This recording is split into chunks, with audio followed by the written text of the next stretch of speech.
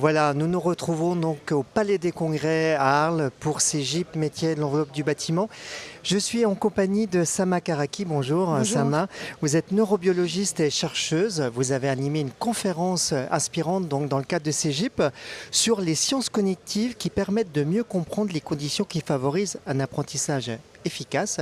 Une conférence que j'ai suivie avec beaucoup d'intérêt qui a permis de battre en brèche plusieurs idées reçues sur notamment l'intelligence, sur le fait que, par exemple, il n'y a pas de cerveau plus intelligent que d'autres finalement.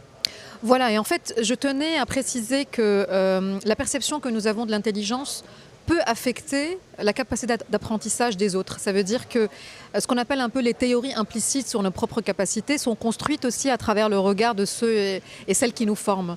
Donc c'est important que les formateurs puissent s'interroger un peu sur leur considération de l'intelligence. Alors je ne dis pas que nous avons les mêmes niveaux d'intelligence, mais ce que je voulais montrer, c'est que nous avons des aptitudes diverses et multiples qui peuvent être développées à un moment donné et d'autres qui sont en cours de développement. Donc en fait, d'ouvrir un peu un regard plus multiple, plus riche.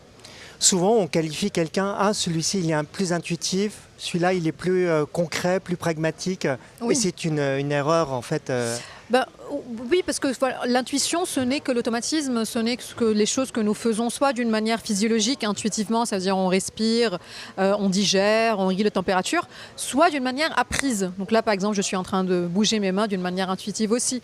Donc en fait, ce que je voulais dire, c'est que nous avons tous une capacité de raisonnement pragmatique, mais que pour apprendre, nous avons besoin de reposer sur beaucoup d'intuition, donc en fait sur beaucoup de choses déjà apprises, qui peuvent nous faciliter de passer à quelque chose de plus complexe, mais qui peuvent aussi être un piège, parce qu'il est difficile de venir changer quelque chose que nous faisons intuitivement.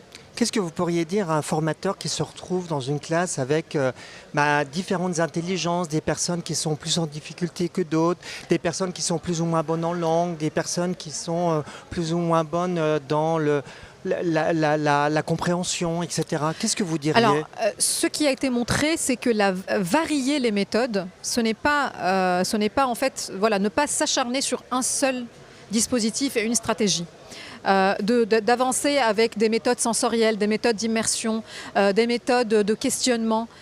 Il y aura toujours quelque chose qui va toucher le niveau de développement de chacun et chacune. Après, il y a aussi des méthodes pour ne pas que certains s'ennuient parce qu'ils ont déjà, par exemple, acquis un niveau que les autres n'ont pas acquis. C'est de les impliquer dans le processus d'apprentissage. Ça veut dire de faire ce qu'on appelle un peer teaching, où il y a un apprentissage qui se fait aussi entre eux pour que chacun puisse en fait sentir la contrainte au niveau de ses propres compétences.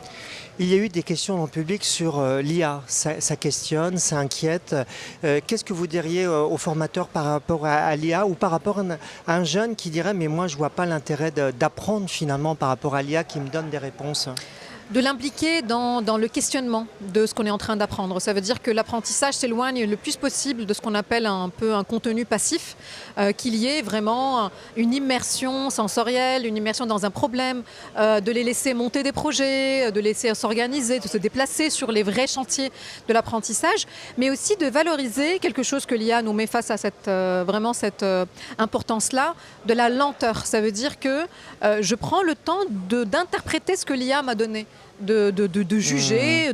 Et ça, en fait, c'est le piège dans lequel on va tomber. Comme l'IA, ça va très vite, on a l'impression que nous, on peut déléguer et passer à autre chose. Or, en fait, il faut vraiment revaloriser la lenteur.